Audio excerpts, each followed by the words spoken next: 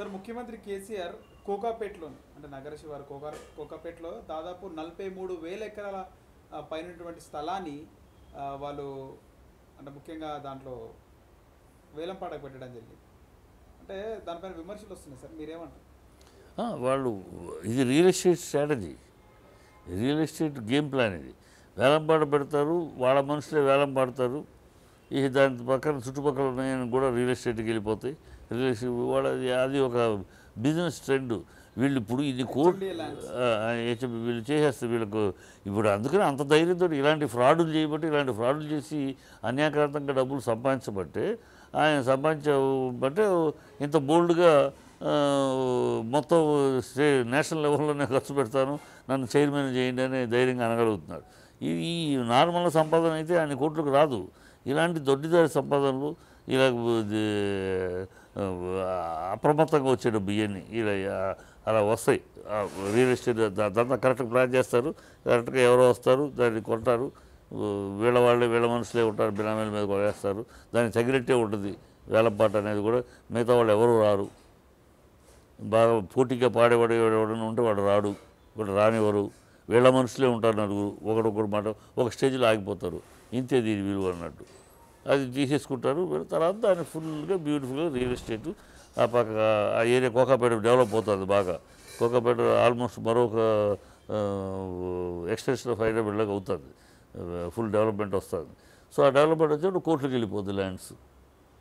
ఇప్పుడు 20 లక్షలు ఉండే ల్యాండ్ 20 కోట్లు అయ్యే పరిస్థితి వచ్చేస్తుంది.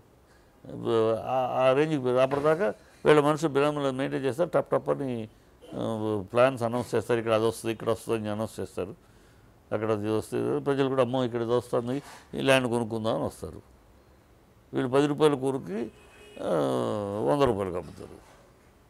అంతా వీళ్ళ మనుషులే. ఈ దందా వాళ్ళకి బాగా అలవాటు చేపట్టి వాళ్ళ చేతి హాత్కి సఫాయి. ఈ బీఆర్ఎస్ వాళ్ళకి ఈ ల్యాండ్ దందా హాత్కి సఫాయి బ్రహ్మాండంగా. అందుకనే ఒక్కొక్కళ్ళకి 3 గెస్ట్ హౌస్లు, 4 గెస్ట్ హౌస్లు, ఫామ్ హౌస్లు, ల్యాండ్స్, ఎంప్టీ ల్యాండ్స్ ఎక్కడైనా వీళ్ళదే. ఎక్కడైనా రాష్ట్రంలో ఎక్కడ ఈ భూమి దాన్ని మొత్తం వీళ్ళ మనుషులు దాన్ని కబ్జా చేసేయటం, బిహైండ్ వీళ్ళే ఉంటారు. ఈ దౌర్భాగ్యపు ఆలోచన వాళ్ళకి కుటుంబ పాలన ఉన్న వాళ్ళకే వస్తుంది. కుటుంబ పాలన అయిన వాళ్ళకి ఏంటంటే దేశము రాష్ట్రం వాళ్ళకి అనవసరం. మన కుటుంబం వెళ్ళిపోవాలి పైకి, మన కుటుంబం 7 తరాలు సరిపడా సంపాదించాలి. రేపు ఎన్నికలు వస్తే డబ్బు ఖర్చు పెట్టడానికి మనకు ఎవరు ఇస్తారు, ఎవరో కనుక మనం ఖర్చు పెట్టడానికి కోట్లు కావాలి. సీట్లు అమ్ముకుంటారు కొంతమంది సీట్లు ఇస్తారు. ఈ చండాలపు రాజకీయంలో ఇలాంటి చండాలపు వ్యాపార వీటిని మిళితం చేసి, ఈ రౌడీతనాలను మిళితం చేసి తీసుకెళ్ళగలిగే పార్టీలు బీఆర్ఎస్ లాంటివి, ములాయం సింగ్ జేపీ లాంటివి, జనతా వాళ్ళ వీళ్ళందరూ ఆ లాలూ ప్రసాద్ లాంటి వాళ్ళు. అందుకని వాళ్ళ పాలనలో వాళ్ళ రాష్ట్రానికి ఎలాంటి పేర్లు వచ్చినాయి. ఆటవిక రాజ్యం అన్నారు లాలూని.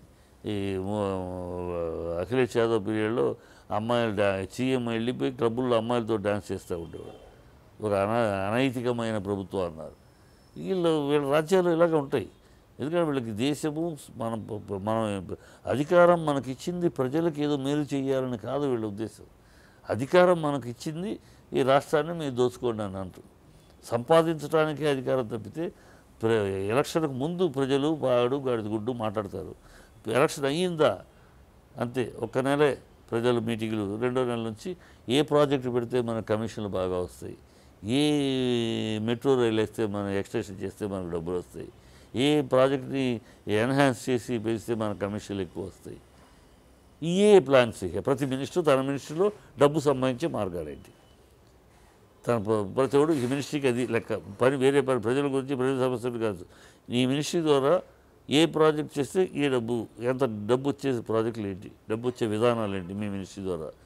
ప్రతి మినిస్ట్రీకి ఇచ్చే ఇన్స్ట్రక్షన్స్ వీళ్ళు. ప్రతి మినిస్ట్రీ ఎలక్షన్ అవగానే కూర్చొని మన మినిస్ట్రీలో ఏం చేయొచ్చు, ఈ మినిస్ట్రీలో మనం ఇలా చేస్తే మనకు డబ్బులు వస్తాయి, ఇవాళ కూర్చోబెట్టి చేసుకుని దోచుకుంటాం. ఈ దరిద్రం ఈ కుటుంబ పరిపాలనలో ఉండే వ్యక్తులకు ఉంటుంది.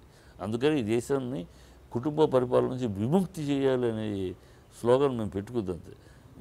ఎవరైనా ప్రజలు ఎవరినైనా గెలిపించు, కానీ ఈ కుటుంబాలను గెలిపించదు. ఈ కుటుంబ పాలన వల్ల వాళ్ళు దోచుకున్న తప్పితే ఇంకోటి చెయ్యరు. అన్ని రాష్ట్రాల్లో ప్రూవ్ అయింది. ఒక రాష్ట్రం కాదు, అన్ని రాష్ట్రాల్లో ప్రూవ్ అయింది. అది తెలిసిన రహస్యం కనుక అది వద్దని పోరాడుతున్నాం. వీళ్ళు అది చేస్తారు.